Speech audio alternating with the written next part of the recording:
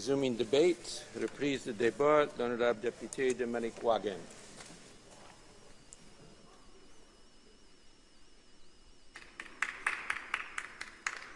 Monsieur le Président, la présente opportunité qui m'est offerte d'aborder la prise en compte des troubles causés par l'alcoolisation fœtale dans le cadre de l'administration de la justice pénale me permettra de cerner l'incidence de ce diagnostic au quotidien de nombreux citoyens de Manicouagan.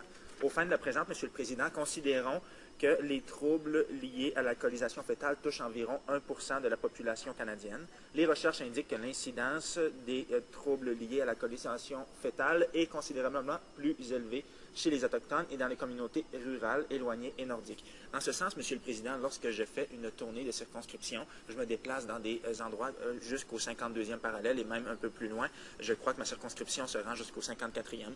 Bref, je me déplace dans des communautés éloignées et contrairement à certains de mes confrères de l'autre côté de la Chambre et dans d'autres partis, plutôt que de visiter en premier lieu des clubs sociaux, des groupes sociaux ou des chambres de commerce, eh bien, je visite les institutions d'enseignement, je visite les écoles primaires d'abord et avant tout, je vais parler au personnel et je m'enquière de façon systématique lorsque je visite des communautés éloignées, surtout les communautés aborigènes. Je m'enquière de l'incidence de l'alcoolisation fœtale, de l'alcoolisme fœtal. On sait que, et c'est assez bien documenté, qu'il y a une assez forte représentativité autochtone et des régions éloignées. D'ailleurs, les statistiques que j'ai fournies et que je vous ai soumises à l'instant, Monsieur le Président, en témoignent bien. Bref, j'ai eu une discussion il y a quelques mois déjà lorsque je me suis déplacé à Pakwashipi avec un des intervenants sociaux, un des éducateurs, et je me demande même si je n'ai pas abordé le sujet avec le directeur même de l'établissement, mais bref, j'ai demandé ce qui en était au niveau du recensement et du suivi des jeunes atteints de l'alcoolisme fœtal ou présentant des troubles de comportement liés à l'alcoolisme fœtal. On m'indiquait, Monsieur le Président, qu'il est assez difficile de procéder à des diagnostics dans les régions éloignées, raison pour laquelle les jeunes, les enfants doivent se déplacer souvent à Montréal et à Québec où ils sont mieux outillés. Il y a des experts en développement, il y a des experts en éducation qui sont en mesure de porter des diagnostics et de déceler les premiers signes. Donc, ce qu'on m'indiquait, c'est que bien que le personnel enseignant des communautés éloignées soit qualifié et soit en mesure de déceler des signes avant que l'on puisse porter un diagnostic, eh bien, il faut attendre que le jeune, premièrement, soit rendu à un stade assez avancé de développement, à un stade aussi scolaire, et qu'il faut le plus souvent qu'il soit référé à des experts en région urbaine, soit à Québec ou à Montréal. Donc,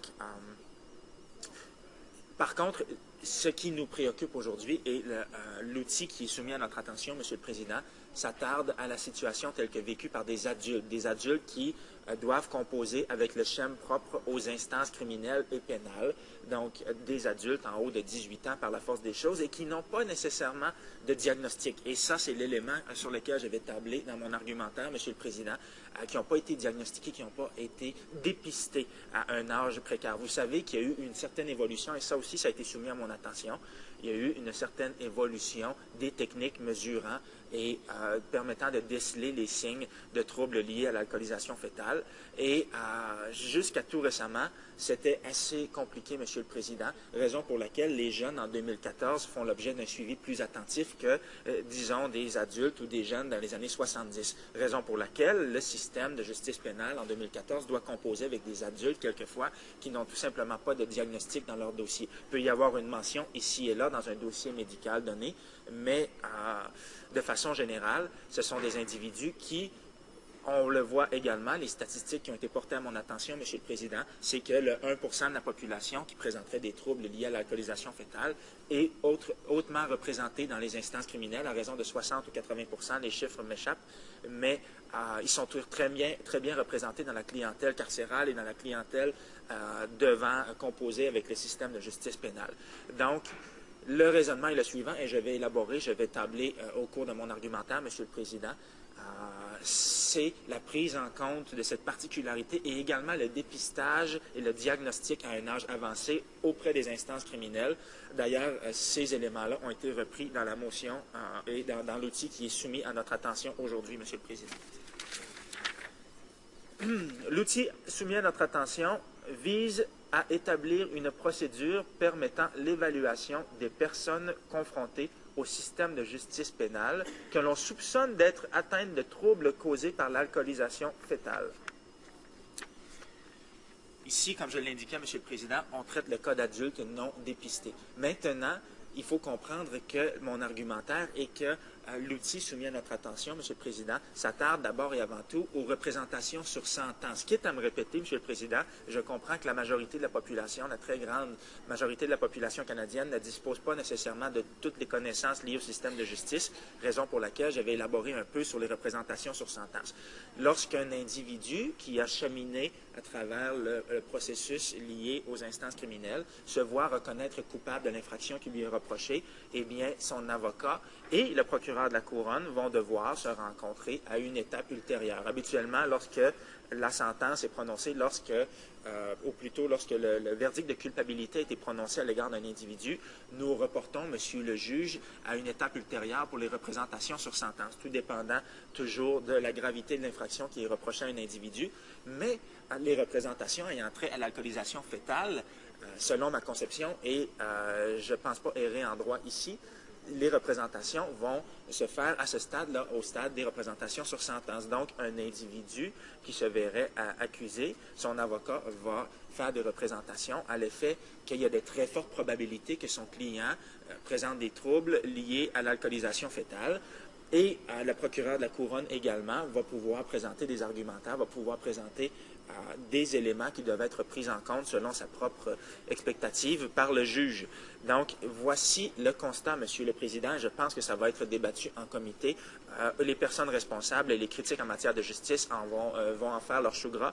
Mais bref, ce que je vous disais, Monsieur le Président, c'est qu'il y a une possibilité d'engorgement ou à tout le moins de ralentissement, d'alourdissement au niveau judiciaire, surtout si il y a une expertise qui doit être rendue concernant la possibilité de troubles associés à l'alcoolisation fœtale d'un adulte qui plus est.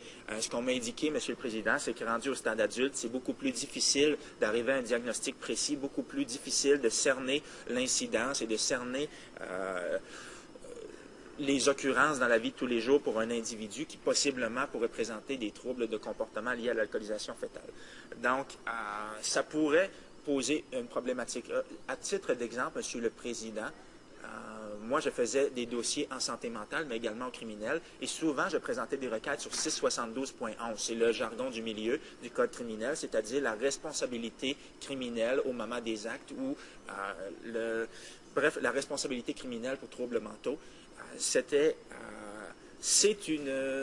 un poids additionnel. Lorsque l'on présente une requête sous 672, eh bien, notre client, le plus souvent, se rend à l'Institut Pinel à Montréal, où il est rencontré et expertisé, si vous me permettez l'expression, durant environ 2 à 3 semaines, et par la suite, il revient.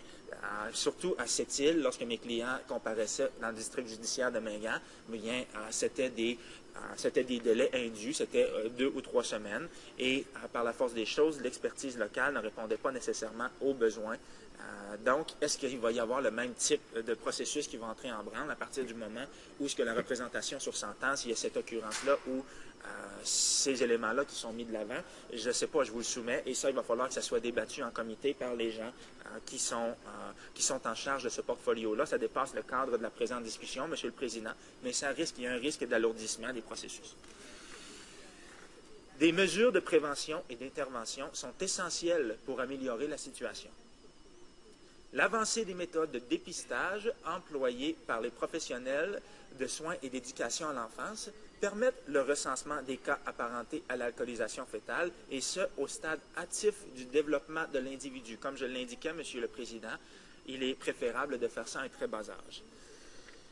Je vais, à titre de conclusion, Monsieur le Président, vous soumettre des propos échangés lors de la conférence sur la justice tenue au Yukon en 2008. Étant donné la rigueur des critères liés à la non-responsabilité pour cause de troubles mentaux, 672 comme je l'indiquais, Monsieur le Président, et à l'inaptitude à subir un procès, toujours sur 672.11, qui sont définis dans le Code criminel, la plupart des individus atteints de troubles liés à l'alcoolisation fœtale ne satisfont pas aux seuils établis. Ils sont plutôt vus comme des individus pleinement responsables dont le handicap est parfois considéré par le juge comme un facteur atténuant ou aggravant. Ce que j'insiste, monsieur, parfois considéré par le juge, Monsieur le Président. Donc, c'est à la discrétion à l'heure actuelle, ce n'est pas codifié, mais ce que ça nous indique, et les propos tenus au Yukon en 2008 nous indiquent, c'est que les juges, de facto, par la force des choses, l'appliquent déjà et c'est déjà pris en compte de façon plus ou moins informelle, puisque ce n'est pas codifié. Donc, l'outil qui est soumis à notre attention, Monsieur le Président, vient simplement sceller une pratique qui s'observe déjà sur le terrain. Donc, on a déjà vu ça par le passé et rien de neuf sous le soleil. Sur ce, je vous soumets le tout humblement.